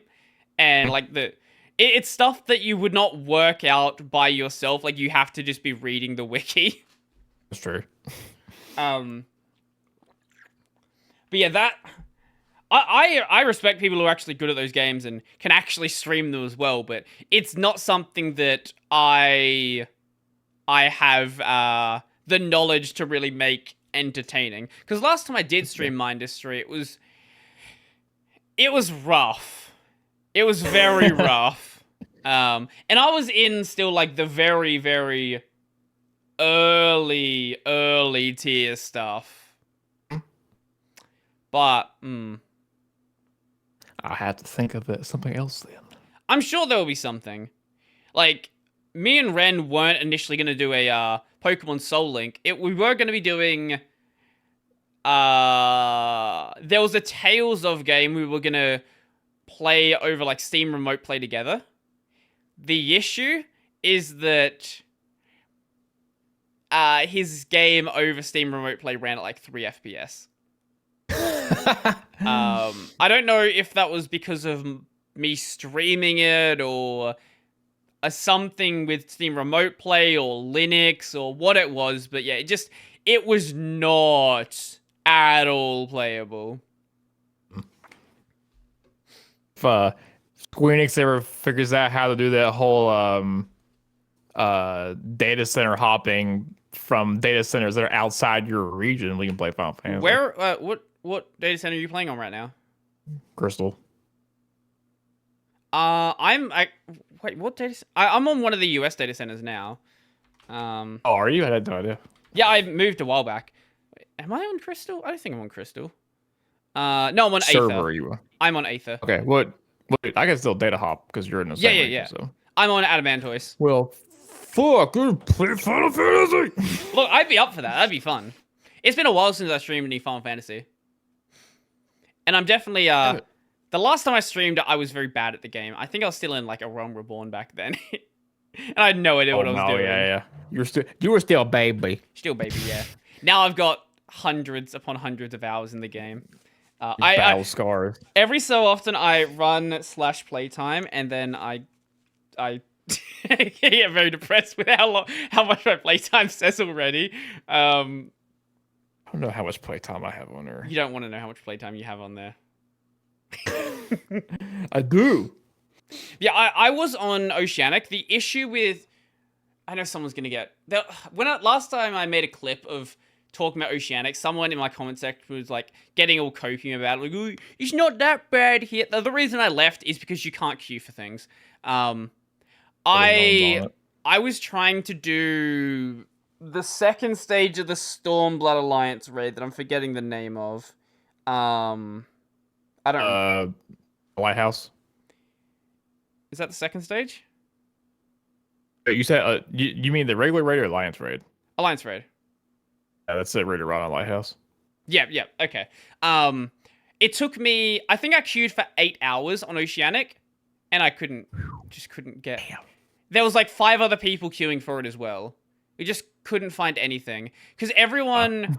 So, Alliance raids already have an issue with people lowering their eye level just so they can only do Crystal Tower. Yeah. And on Oceanic, that seems to be pretty much everything. Like, I think it took me 3 hours to queue for the Heaven's Ward Alliance raids, but I could actually do those. No one was interested in doing Stormblood. So That's surprising. That's surprising considering that Alliance raid's like usually like one of the better liked ones because it's a big homage to Final Fantasy Tactics. Yeah, but also like it's one of those ones where people can fail it. Like people know Crystal Tower. I guess, yeah. Like if you wipe in Crystal Tower, there's something going really badly. Like everyone knows Crystal Tower. There's always at least 10 people in Crystal Tower that are fully aware of the mechanics. But when you get to Stormblood, like there's much less people that run it often, so, you know, that can be an issue. Sure. I think I do remember also, I believe Crystal Tower is just the quickest. Oh yeah, I'm sure it is. I'm sure there have been instances of the group I'm with wiping on a boss in that raid series. Still in general, like a good chunk of your group has to be like really Papega to wipe on some of that stuff. That's fair. No, that's totally fair. But yeah, I just couldn't ever queue for it. That's the main reason I left. And a lot of other, it was taking me like way too long to queue for other things. And I was mainly a healer at the time. I would try to queue for leveling roulette as a healer, and it would take me 10 plus minutes. Oh, okay, yeah, that's pretty fucked. Whereas on Aether, it's literally insta queue. It isn't. Yep. I could be playing it like, you know, I play on Aether on non-peak times, and there's more people during the non-peak than there is peak on Oceanic. Damn. And then when it is peak, pretty much anything I want to queue for, it just queues pretty much instantly. And I'm not, like, my ping's not that bad. It's like 180. And, you know, there are mitigation strategies for your ping that I'm not going to talk about, that may or may not exist, that I may or may not use. I'm not confirming anything. But there are mitigation strategies that exist. And it plays much nicer. I mean, like, probably the only problem you'd have with slightly higher ping is if you're just trying to play like a really busy job.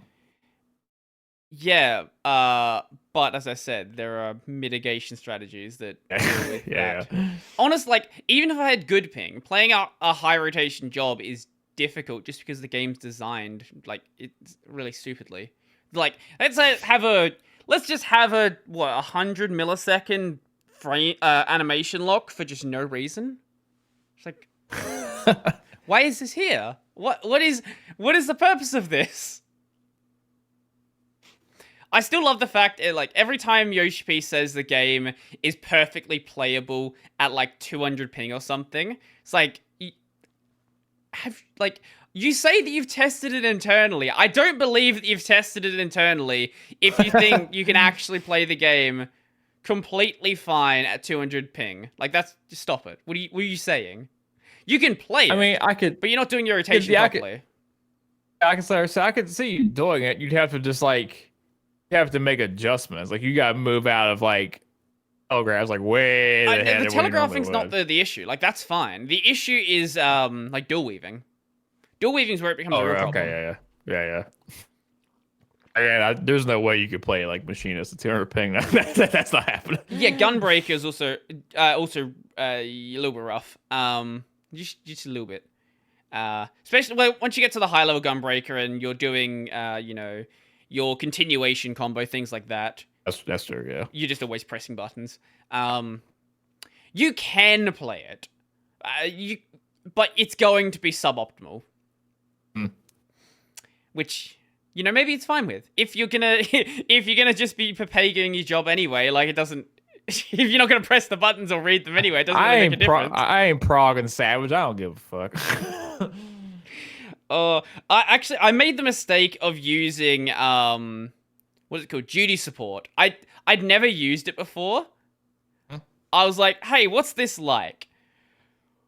Ooh, it's so bad. I hate it.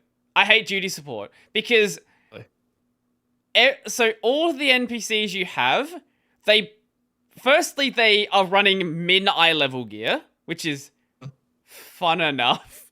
But they also don't use multi-target. They use no AoEs. It's all single targets. Yeah. So every encounter takes so long. Oh yeah. Okay, yeah. I mean, I have used that before, and yeah, if there's one problem with it, it's you're gonna be there a while. Yeah, I get it. They don't want to devour the like people trying to just queue up with randos, because if they made it even remotely decent, there'd be a lot of people that just never queue. Because the reason a lot of people would queue for random things anyway is probably just to get glam stuff. And if you could just speed run it with NPCs, why the fuck would I waste time getting in queue? Yeah. But it's rough. It's so rough. But like, I wanted to do it because I wanted to see. I wanted it to see like, hey, what is Yashola gonna do? What is everyone gonna be doing in here? And because you get some extra dialogue as well from them when they're going through it. It's not like substantial dialogue. The one I did was the boss makes the floor disappear and you have to like walk across this tightrope. Oh, yep. And when you can see like how the different characters will just do it differently. I think Alize just runs across, just doesn't care at all. And Minfilia literally doesn't even make it across. She just keeps trying to walk across slowly. It literally, like, the event ends before she even gets there. I think, and Urianger just teleports across. He's like, fuck this. Maybe Alice I don't think I did. Just jumps across. I don't remember. Someone just jumps across. I don't think I ever did those dungeons with duty support. I think I went back and did some of the Walker ones. Okay. Yeah. Where am I up to in Shadowbringers? I think like level 77 MSQ or something. So I've still got a bit to do. I've just gotten... I'm not going to say anything super spoilery. I've just gotten to the the Light Warden of... what's that city with all the where the fat cat girl lives? Where the fat cat girl lives? Where... It's like the fancy city that... hates the Crystarian. Oh, you mean I know what you're talking about. But Yeah, I yeah. know what you're talking I've just gotten to the Light Warden for that segment. about. Yeah. So I've still got a bit to do. Did you finish this? Did you finish the Stormblood Alliance raid? Yeah, I finished it. Okay, yeah. I felt like they were really fun. I didn't know what was happening. I'll be frank. I sometimes I'll just keep doing this for shits and giggles. I just love those raids so much. I feel like when I got to Shadowbringers, the dungeons got a lot better as well. Like, there's actually a lot of the early dungeons don't really have mechanics per se. Like, there are, there are mechanics there, but it's always very basic stuff. But there was this Shadowbringers dungeon I was doing. I don't remember which one it is. But like these dragon heads appear and will just like shoot a big laser or fireball or whatever. And you have to get behind this barrier. And it's not a boss fight. It's just a random enemy you're fighting in there. And stuff like that actually just makes it more fun. As much as I enjoy going back to the early stuff, you can definitely see, even with the Alliance raids, like as like things getting a lot better as the expansions go by. I think that's great. Yeah. I do feel bad that some of the fun stuff from Realm Reborn got removed though, like Westy, Cape Westwind. Oh yeah.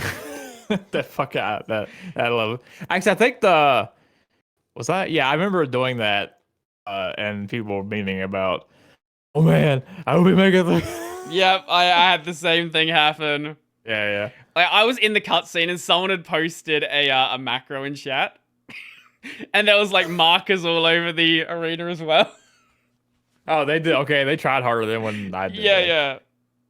It was, and then we got in there. I was like, wait, it's over. now new players. Have you gone back and done some of the older dungeons now that they've tweaked them? The first 3 I definitely did. I've usually when I'm leveling a new job from level 1, I will, or even just like a job that starts at a high level, I like to go through a couple of dungeons, just to get my feel for it. I don't like jumping into like current level content. Like, when I started learning Gunbreaker, for example, I didn't jump in straight at whatever level Gunbreaker starts at. I started earlier just to get a general feel for it, and then I make my way up. Yeah, I've definitely tried out the redone dungeons. I don't hate some of them. I think the one where you used to collect the little light balls, that's so much better now. That one. Sorry. That's probably the only one that I'm like, yes, I'm glad you make this not so fucking confusing and convoluted, the old version was. But some of the other ones, like the Copperville mines. I feel like you could have left that one alone. Honestly, maybe you could. I could see them like changing. There was, what boss was it? Only boss I'm really glad that they changed because it was fucking stupid was the slime boss. Yeah, I remember doing that. I think the first time I did that, I started the game as a whatever the base job for Paladin is. I don't remember what it's called. Oh. So I was playing a tank, and I was so confused about what's going on. And then when I went back to him, like, oh, so I'd literally just stand here and do nothing for like 5 minutes. Like, okay, cool. That's definitely a lot better of a boss. But the final boss of Copperbell, it was fine. Like, I guess the only problem is a lot of people didn't understand.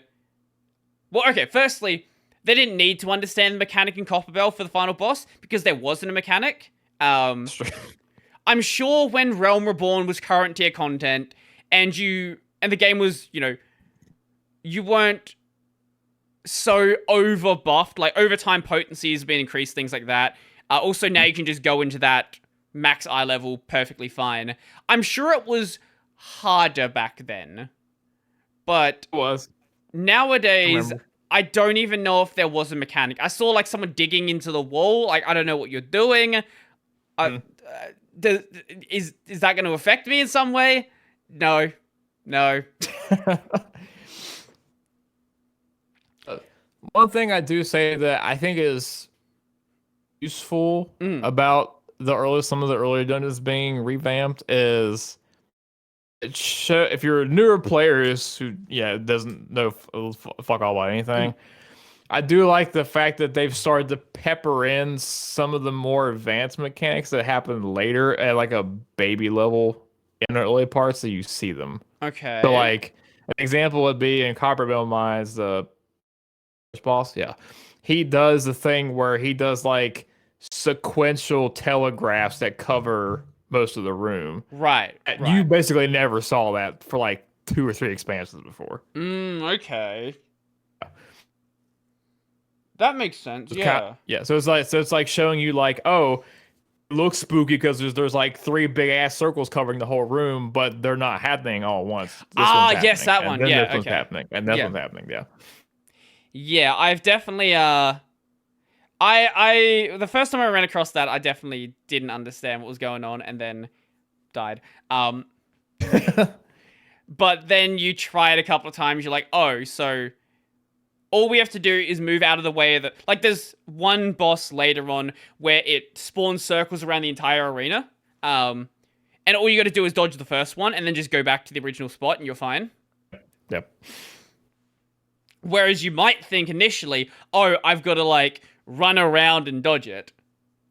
One thing I do wish they would introduce a little earlier is there's bosses which will do AoEs, but they'll spin in a circle. So there'll be like the little icon on them where they have like the arrows going in the direction they're going. That I wish they introduced a little bit earlier. Just because it's a bit weird. There's a couple of alliance phrases that are gonna make your fucking head shit when you say it the first time. I know which alliance raid I'm going to be in for a very long time just because I want the gear.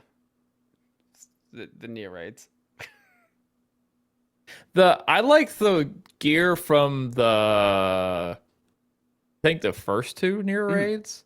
Third one's a little eh. I just want the 2B pants.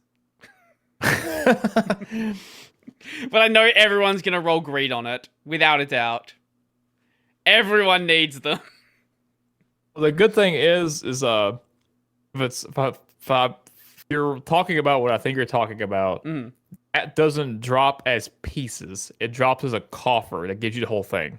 Oh, that makes it even worse. Now, guaranteed everyone's going to take it. Everyone's going to want it. Well, the funny part is the very first time I did that raid, I had no fucking clue what that was. I just rolled on it one. Wow. And I was like, oh, this gave me the whole... And I was like, wait, is this what I think it is? And I was like, oh, I'm a hot Hrothgar now. Cool. You play Hrothgar.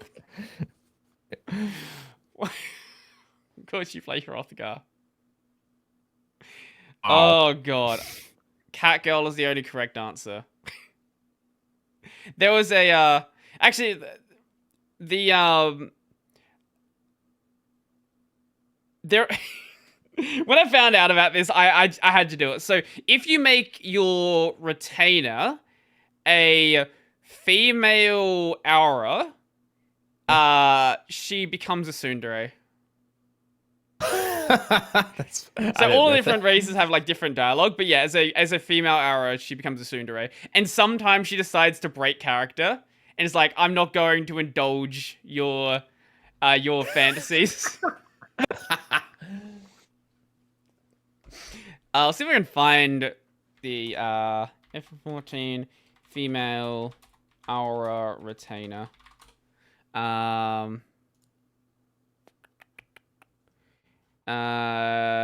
Female aura. Here we go. It's not like I want to... you set it to independent. It's not like I want to sell your items or anything. It's not like I was slaving away to make you happy or anything. It's not like I risk life and limb to bring you back shiny baubles or anything. Dude, just slap a Bach at the end of it, and there you go.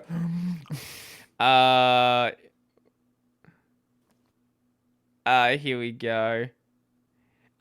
A venture? Great. It's not like I would rather spend time with you or anything, and then completing the venture All right, take your shite and quit leering at me, ass.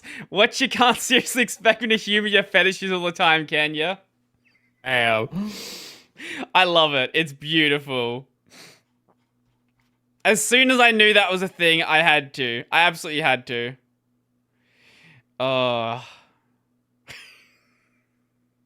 Did you ever think about doing any drawing streams? That my drawing is very bad. Like, good, because you can have Twitch chat help. So Yeah, right. We didn't talk about that, did we? no.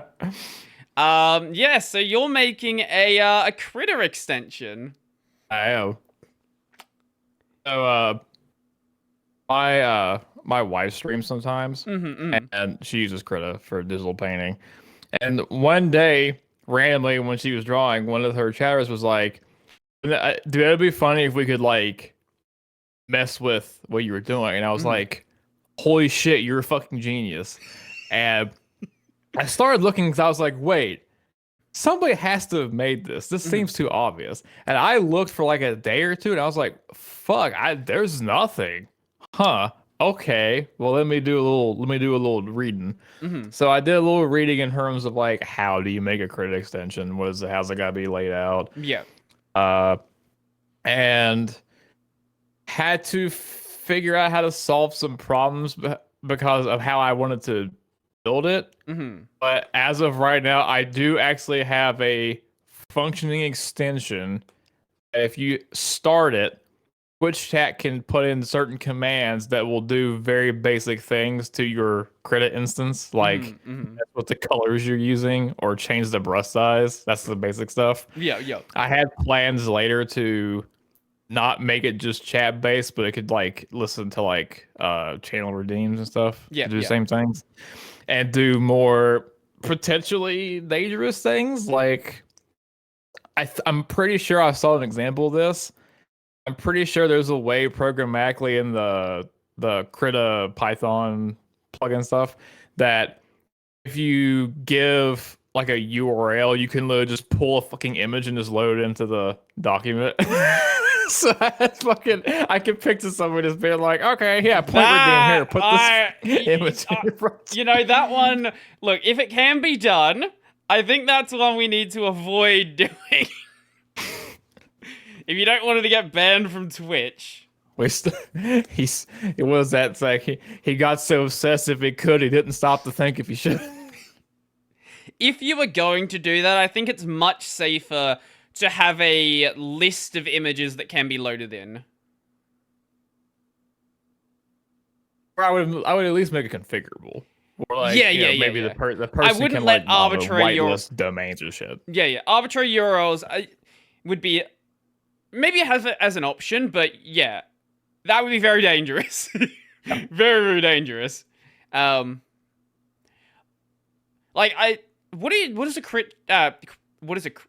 is a Krita extension written in?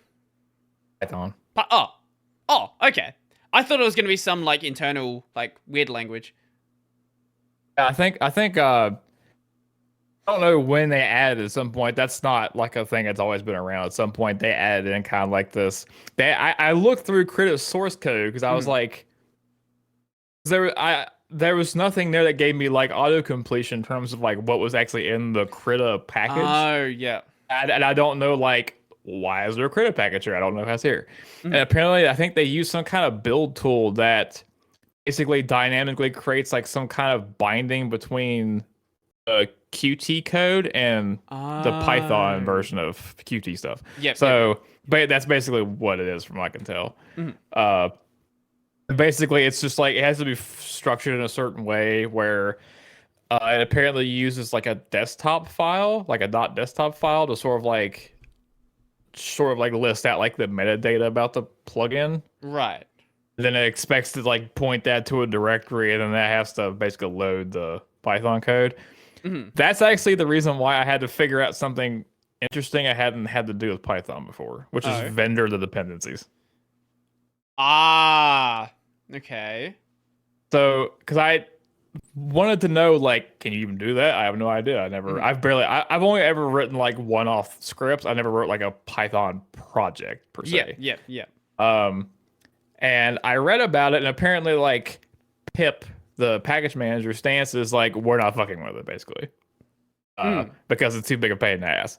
And they had a perfectly reasonable reason, which is for the vast majority of time, that's not the solution you want to go for. Right. Like, most of the time, you just want to go with does your thing have dependencies? Well, just let pip resolve and install the shit. Yep.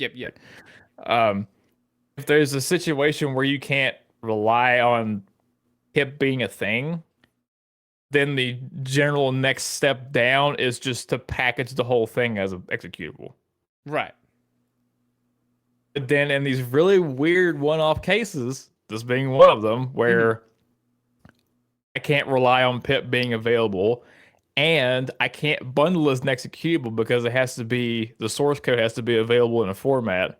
Now I have to vendor the shit. Right.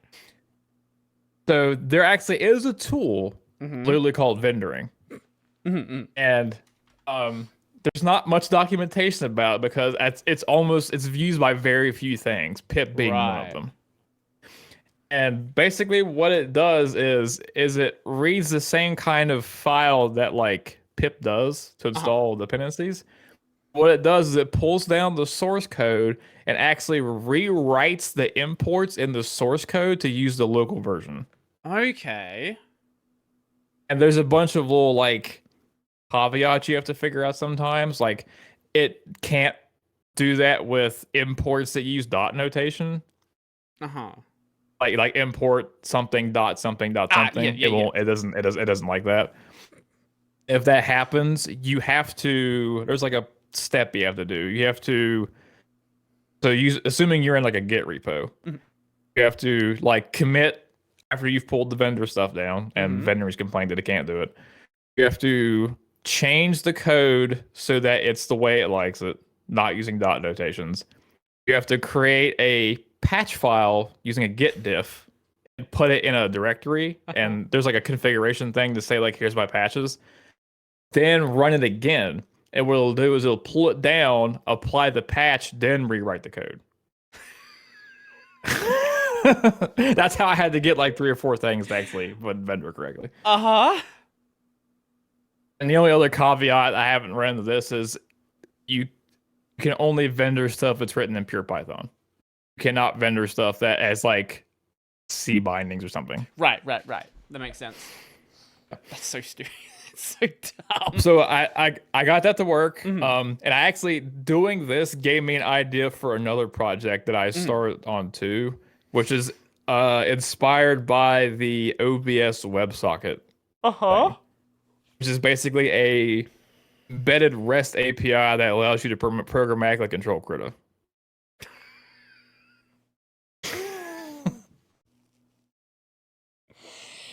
Okay. Just because I'm sure people could think of interesting things to do with that. Oh, absolutely, yeah. Because that's basically just making a library version of that Twitch integration anyway. Because like it's just making a kinda. Yeah, it's giving you that control to modify it without having to go through the idea of using it through Twitch. Yeah. And I at one point I was actually contemplating these being 2 separate things anyway, because part of me was like, well, it feels kind of like weird and bloated to have like this one extension that like is also a Twitch bot and also like can interact with Twitch's APIs and does the Krita control stuff. I did contemplate literally just being like one thing that's literally all it is a Twitch bot. Yeah. And it would specifically talk to the other extension that actually controls it over HTTP request. Yeah.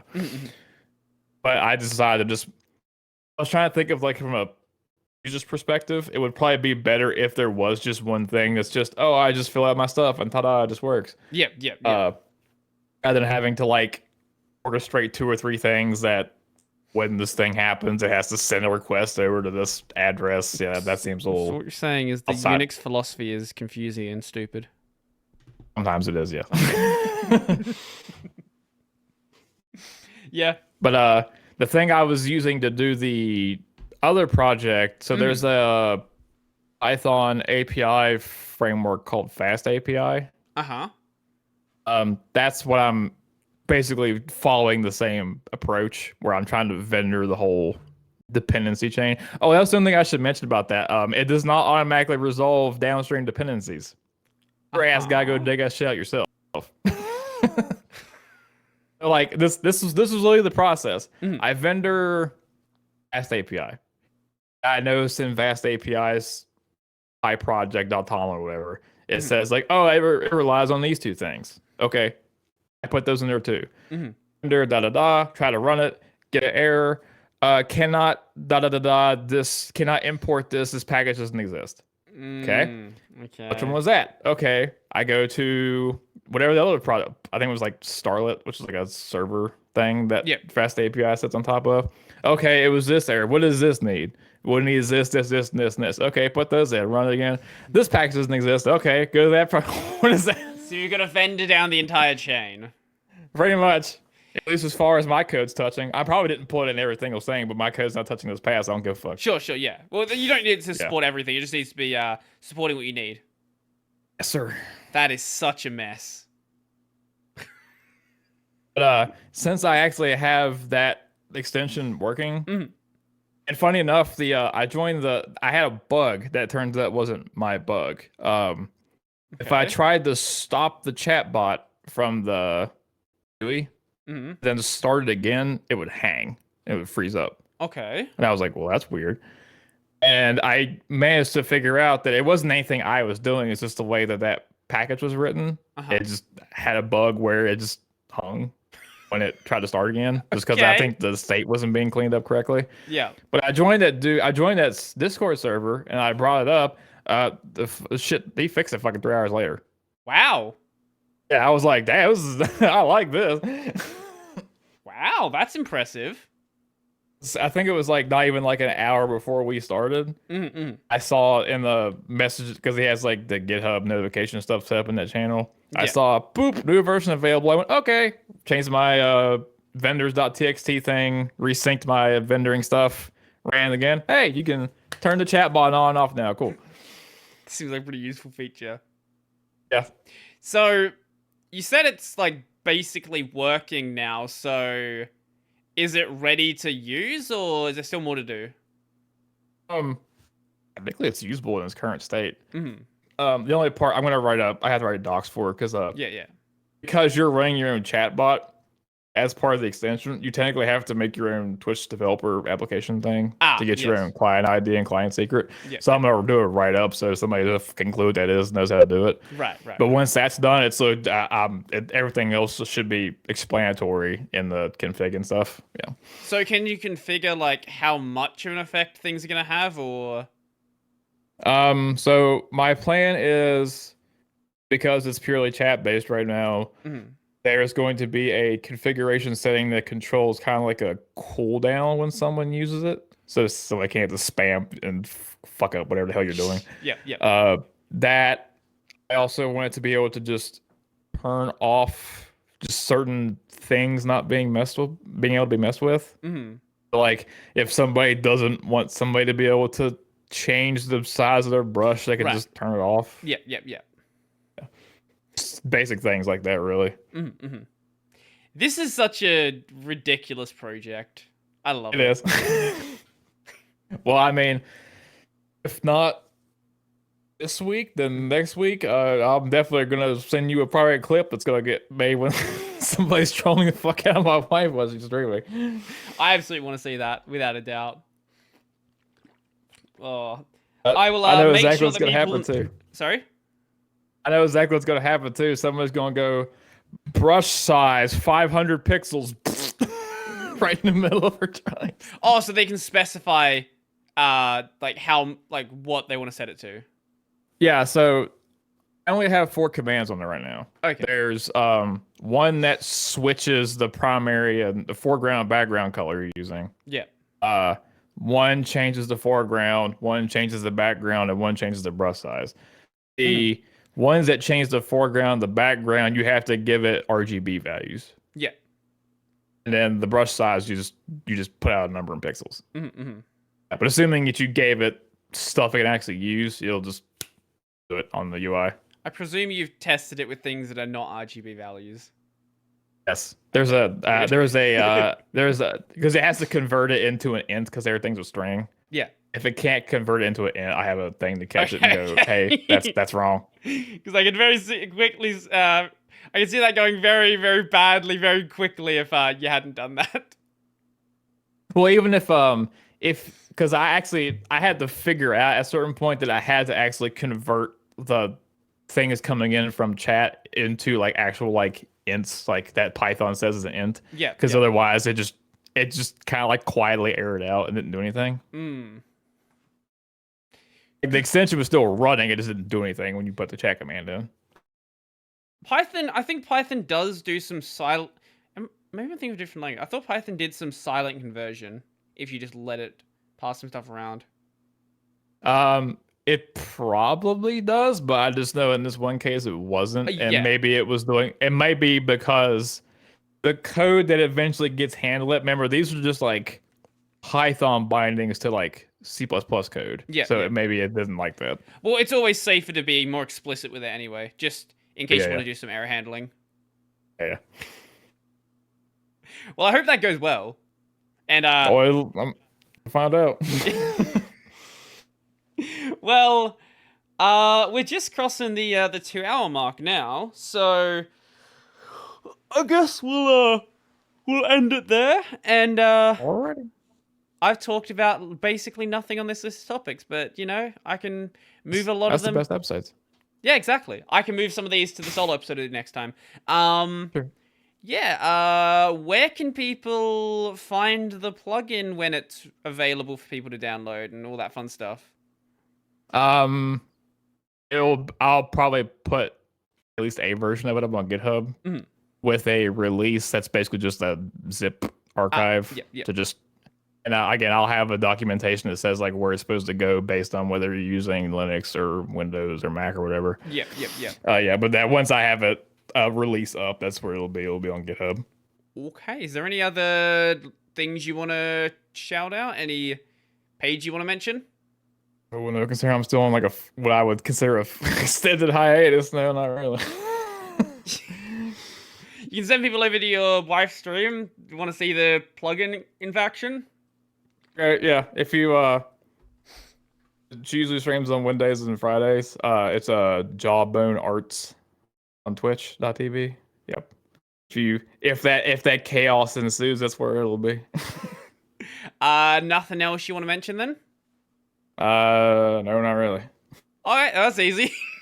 As for me, the main channel is Brody Robertson. I do Linux videos 6-ish days a week. The gaming channel is Brody on Games. I do 2 streams a week, Thursday, Friday. Right now playing through Pokemon and Kingdom Hearts 358 over 2 days.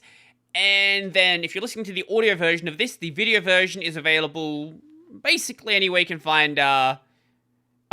video version is available on YouTube. If you're watching the video version, the audio version can be found basically anywhere.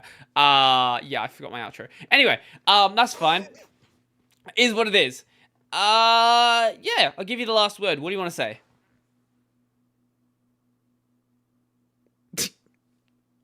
Nothing, because my weed gummies aren't kicking. You know what? See you guys later.